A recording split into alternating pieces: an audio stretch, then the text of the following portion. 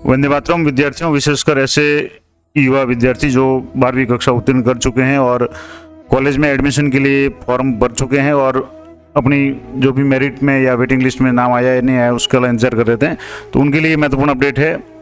जो पहली मेरिट है कॉलेज में एडमिशन की वो जारी हो चुकी है। जैसे कि आप यहाँ देख पा रहे हैं, ये जो कॉलेज निदेशालय की जो वेबसाइट है, इस पर यहाँ जैसे संशोधित जो कार्यक्रम था, प्रवेश कार्यक्रम, रिवाइज्ड एडमिशन शेड्यूल था, उसके अनुसार इसमें जो टाइम दिया हुआ था उसके अकॉर्डिंग, यानी जैसे इसमें मैं आपको पूरा डिटेल में बता देता हूँ क्या समय सारणी थी। तो यहाँ जैसे आवेदन भरने की जो अंतिम तिथि थी सोमवार 17/7/2023 तक उसको बढ़ाई गई थी। उसके बाद में 19/7 तक महाविद्यालय द्वारा सत्यापन की तिथि थी और अंतिम वरीयता सूची और प्रतीक्षा सूची का जो प्रकाशन शुक्रवार 21/7/2023 यानी कल शाम तक इसका प्रकाशन होना था। तो कल शाम तक इसकी जो मेरिट लिस्ट है वो जारी हो चुकी है। किन किन स्टूडेंट का चयन हुआ है कॉलेज में, किन का नहीं हुआ है, वो आप कैसे देख पाएंगे। तो इसके लिए आपको जैसे जो कॉलेज निदेशालय की जो साइट है, इस पे एक ऑप्शन है, सर्च का ऑप्शन है। मैं आपको वहाँ सर्च ऑप्शन पे आपको ले जा करके क्लिक कर रहा हूँ। यहाँ जैसे लिखा हुआ है कि मेरिट स्टेटस या वेटिंग स्टेटस। यहाँ आपको अपने जो भी एप्लीकेशन आई नंबर, जो भी आपने फॉर्म भरा था उसमें एप्लीकेशन नंबर है वो आपको एंटर करना है। डेट ऑफ बर्थ एंटर करनी है इस कैलेंडर से सिलेक्ट करके। जैसे मान लो आपकी जो भी डेट ऑफ बर्थ है वो आपको यहाँ से सिलेक्ट करके एंटर करनी है और उसके बाद में यहाँ से कैप्चा कोड भर करके सर्च पर क्लिक करना है। तो अब जैसे मैं यहाँ एक स्टूडेंट का एप्लीकेशन नंबर है वो सर्च करके आपको बताता हूँ। जैसे यहाँ ये एप्लीकेशन नंबर हो गया, उसके बाद में इसकी डेट ऑफ बर्थ है वो आपको कैलेंडर से सिलेक्ट करनी है। अभी जैसे यहाँ 4 सितंबर है तो यहाँ जैसे कैलेंडर से आपको सितंबर सेलेक्ट करना है और यहाँ से 4, और उसके बाद में यहाँ जो कैप्चा कोड है वो आपको भरना है। जैसे यहाँ कैप्चा कोड भरेंगे और सर्च पे आपको क्लिक करना है। अब जैसे ये एक कैप्चा कोड में थोड़ा सा फर्क रह गया तो उसको दोबारा आपको करके बता देता हूँ। यहाँ जैसे आपको एप्लीकेशन नंबर डालना है, यहाँ आपको डेट ऑफ बर्थ जो भी आपको कैलेंडर से सिलेक्ट करनी है। जैसे मैंने अभी जैसे 2004 कर दी। अब यहाँ से थोड़ा सा ये कर्सर है उसको थोड़ा सा ध्यान रखना है क्योंकि काफ़ी सेंसिटिव है इसमें और डेट है वो जल्दी चेंज हो जाती है। तो आप यहाँ से डेट को सर्च कर लें। अब जैसे जुलाई आ गया तो इसको यहाँ से ध्यान रखें कि आपका जो भी महीना सितंबर है तो सितंबर ही होना चाहिए और यहाँ से डेट सेलेक्ट कर लें। और यहाँ जो कैप्चा कोड है आपको ध्यान से पढ़ना है। ये जैसे मैंने कैप्चा कोड भर लिया, उसके बाद में यहाँ सर्च पे आपको क्लिक करना है। एक बार चेक कर लें कि सारी डिटेल सही हो तभी आपका नाम इसमें शो हो पाएगा। अब जैसे यहाँ खोलते ही आपके सामने आ गया कि बधाई, स्नातक पार्ट प्रथम की प्रथम वरीयता सूची में आपका नाम है, यानी कि इनका जो सिलेक्शन हो गया। आप मेरिट पे कितने नंबर पे नाम है, कौन सा कॉलेज है, ये सारी जानकारी इसमें दूंगा। जैसे यहाँ लिखा हुआ है एप्लीकेशन आईडी, तो यहाँ सबसे पहले तो आपको अपनी एप्लीकेशन आईडी चेक करनी है और ये एप्लीकेशन आईडी जो आपने भरी थी वही आएगी। कॉलेज आपको कौन सा आवंटित हुआ है, जिस कॉलेज में आपने फॉर्म भरा था उस कॉलेज में यहाँ कॉलेज का नाम आ जाएगा। कोर्स है तो जैसे यहाँ BA पार्ट फर्स्ट 2023 है, ये एप्लीकेंट स्टूडेंट का नाम आ गया, ये फादर का नाम आ गया। और यहाँ इंपॉर्टेंट बात है पोजीशन इन मेरिट, यानी किस मेरिट में है। तो जैसे जनरल अदर्स में 10 नंबर पे है, यानी सामान्य मेरिट में 10 नंबर पे इनका सिलेक्शन हुआ है। अब इसमें कुछ इंपॉर्टेंट बातें हैं कि इसमें जो शेड्यूल दिया हुआ उसके अनुसार आपको क्या क्या काम करना है। तो सबसे पहले तो आपको जैसे यहाँ लिखा हुआ है कि आपने निम्नानुसार मूल प्रमाण पत्र और फोटोस्टेट प्रतियां लेकर उपरोक्त महाविद्यालय में मूल प्रमाण पत्रों की जाँच हेतु निर्धारित तिथियों में उपस्थित हो। मूल प्रमाण पत्रों के सत्यापन जांच के बाद ही ई मित्र पे निर्धारित तिथियों में शुल्क जमा कराना होगा और आपके द्वारा निर्धारित तिथि तक शुल्क जमा नहीं कराने पर आपका प्रवेश स्वतः निरस्त हो जाएगा। अब इम्पोर्टेंट बात मैं आपको बता दूं कि सबसे पहले तो आपको जो भी अपने डॉक्यूमेंट्स है, जो ओरिजिनल डॉक्यूमेंट्स है, फोटोकॉपी है और जो आपने फॉर्म भरा था और ये फॉर्म जो इसका अभी प्रिंट में आपको बता दूंगा कहाँ से लेना है, ये सारे डॉक्यूमेंट्स लेकर के आपको जिस कॉलेज में आपका आवंटन हुआ है वहाँ जा करके आपको चेक करवाने हैं। वहाँ से चेक करने के बाद में वो ओके करते हैं, आपको कहते हैं कि आप जाकर के फीस भरें, तब आपको जाकर के ई मित्र पर फीस भरनी है और जो फीस की रसीद है उसको वापस जाकर के आपको अपना जो भी संबंधित कॉलेज है उसी में आपको उसी दिन जमा करवानी है। तो इससे आपका जो भी एडमिशन है वो कंफर्म हो जाएगा और जो भी लिस्ट बनेगी कॉलेज में कंफर्म एडमिशन की उसमें आपका नाम आ जाएगा। उसके बाद आपका एडमिशन कंफर्म हो पाएगा। ऐसा नहीं है कि आपकी इस मेरिट में नाम आने से ही आपका एडमिशन हो गया। ये पहला स्टेप है, इसके बाद में 2 स्टेप और है, यानी इसके बाद की जो स्टेप है उसमें आपको कॉलेज में जाकर के अपने डॉक्यूमेंट वेरीफाई करवाने, चेक करवाने और उसके बाद में आपको ई मित्र पे जाकर फीस जमा करानी है और उसके बाद में आपको वापस कॉलेज में अपनी फ़ीस की जो रसीद वगैरह है वो आपको जमा करानी है। तो अब इसमें कौन कौन से डॉक्यूमेंट आपको अनिवार्य रूप से प्रस्तुत करने पड़ेंगे। टीसी यानी मूल स्थानांतरण प्रमाण पत्र, यानी 12वीं उत्तीर्ण कर चुकी है, आपने कर ली है, 12वीं की जो मार्क लिस्ट है, अंक तालिका है वो आ चुकी है, तो आपको जो अपने विद्यालय जहाँ से आपने 12वीं की वहाँ से ओरिजिनल जो टीसी है मूल स्थानांतरण प्रमाण पत्र वो आपको ला करके कॉलेज में चेक करवाना होगा, जमा भी करवाना होगा।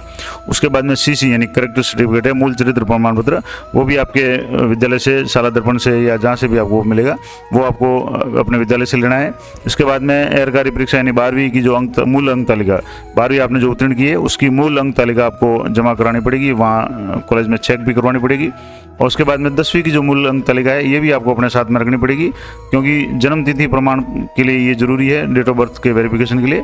तो ये 4 चीज़ें तो आपको अनिवार्य रूप से प्रस्तुत करनी ही है। इसके अलावा और कौन कौन सी चीज़ें जो आपके लागू होती हो, जैसे अगर आपने आरक्षण का लाभ लिया है तो उसके लिए एक तो मूल जाति प्रमाण पत्र, जो भी आपका जाति प्रमाण पत्र है, ST SC OBC MBC या EWS का जिस भी कैटेगरी का आपने फ़ायदा लिया है, और परिसंपत्ति प्रमाण पत्र यानी आय प्रमाण पत्र जो आपने लगाया था वो आप साथ में रखें। इसके अलावा दूसरा है कि यदि आवेदन में बोनस लाभ का विकल्प भरा है तो उसका प्रमाण पत्र आपने फॉर्म भरते समय बोनस किसी कैटेगरी में लिया है तो किस कैटेगरी में लिया है उसके संबंधित जो भी प्रमाण पत्र है वो। इसके अलावा मूल निवास प्रमाण पत्र यानी केवल राजस्थान राज्य के बाहर स्थानों से एहरकारी उत्तीर्ण राजस्थान के मूल निवासी के लागू, यानी अगर आपने 12वीं है वो राजस्थान से बाहर से की तो मूल निवास होना जरूरी है, अन्यथा नहीं है, लेकिन फिर भी अपना मूल निवास है वो अपने साथ रखें। इसके अलावा निःशक्त जन या दिव्यांगजन है, मान लो कोई कैटेगरी में है तो उनके या किसी के माता पिता की जो कोविड में मृत्यु होने से संबंधित जो भी प्रमाण पत्र अगर लागू होता है तो वो आपको करना है। इसके अलावा कश्मीरी विस्थापित वगैरह अगर वो है तो वो आपको करवाना है। और जो भी अभिभावक मृत कर्मचारी, राज्य कर्मचारी वगैरह या सेवारत होने का, यानी जो कैटेगरी आपकी लागू होती है वो। इसके अलावा जैसे अंतराल प्रमाण पत्र, यानी आप अगर पुरुष है और कक्षा 12वीं समकक्ष उत्तीर्ण करने के पश्चात 1 या 2 वर्ष का अंतराल रहा हो, यानी आपने 12वीं 2 साल पहले की हो तो आपको जो गैप सर्टिफिकेट है वो आपको अंतराल प्रमाण पत्र पेश करना पड़ेगा, उसका फॉर्मेट भी आपको साइट पे ही मिल जाएगा। और यदि 10वीं और ITI पॉलिटेक्निक कोर्स प्रवेश करते समय अंतराल हो तो उसका भी संबंधित जो अंतराल का प्रमाण पत्र। और अगर आपके माता पिता रक्षा कार्मिक हैं तो उसका अगर लागू होता हो तो आपने भरा हो तो। इसके अलावा आय संबंधित प्रमाण पत्र जो आपने ऑनलाइन फॉर्म भरते समय भरा था वो आपके पास में होना जरूरी है, ये यहाँ अनिवार्य कर दिया है। और अन्य प्रमाण पत्र जो भी आपके अगर लागू होते हो, आपने किसी कैटेगरी का फायदा लिया हो या अन्य कोई भी बोनस अंक लिया हो तो वो संबंधित जो भी प्रमाण पत्र है वो ओरिजिनल और उसकी फोटोकॉपी सेट बना करके आप ले जाएं। और इसमें लिखा होगा यदि EWS OBC और MBC वर्ग के अभ्यर्थियों के प्रमाण पत्र 1 वर्ष से अधिक पुराने हैं तो विभागीय वेबसाइट के जो एडमिशन पेज पे उस पर एक एनेक्सर D लिखा हुआ है, मैं आपको अगर चाहेंगे तो बता दूंगा, उस पर डाउनलोड करके आपको पढ़ना है। और क्योंकि जो सामाजिक न्याय अधिकारिता विभाग के परिपत्र के अनुसार MBC EWS और OBC ये तीनों प्रमाण पत्र जो नॉन क्रीमी लेयर के हैं ये 3 वर्ष तक मान्य है, लेकिन सामान्य रूप से 1 साल तक मान्य रहते हैं और 2 साल तक उसको एक्सटेंड कर सकते हैं। तो उसका जो शपथ पत्र है वो आप जरूर साथ में लें। अब प्रमुख डेट्स क्या होगी, तो आवेदित जो मूल महाविद्यालय उसमें मूल प्रमाण पत्रों की जांच करवाने की जो अवधि की तारीख है वो आपको 26/7/2023 यानी 26 जुलाई यानी बुधवार तक आपको अनिवार्य रूप से जो भी डॉक्यूमेंट्स है वो आपको कॉलेज में चेक करवा करके फीस भी जमा करवा देनी है, क्योंकि इसमें लिखा हुआ है मूल प्रमाण पत्र कॉलेज में जांच करवाने की अंतिम तारीख है आपके 26/7/2023 से। और आवेदित विद्यालय में महाविद्यालय में मूल प्रमाण पत्रों की जांच के उपरांत ई-मित्र पर शुल्क जमा कराने की जो तारीख है वो भी आपके 26/7/2023 है। यानी फॉर्म भी आपको मतलब डॉक्यूमेंट भी आपको 26 तक जमा करवाने और उसके बाद में हाथों हाथ आपको ई-मित्र पे जा करके या अगर आपके पास में सुविधा है कहीं भी तो आप इसका जो शुल्क है वो आप जमा करा करके उसकी कॉपी है वो भी आप अपने महाविद्यालय में जमा करा दें। शुल्क कितना होगा, तो जो भी शुल्क है जैसे राज्य के कोर्स का शुल्क 0 है, छात्र निधि कोर्स का शुल्क है 320 रुपये। ये जैसे कैंडिडेट के हिसाब से हो सकता है अलग अलग हो, जैसे अभी ये गर्ल्स कैंडिडेट है तो उनके हो सकता है अन्य शुल्क कुछ माफ हो।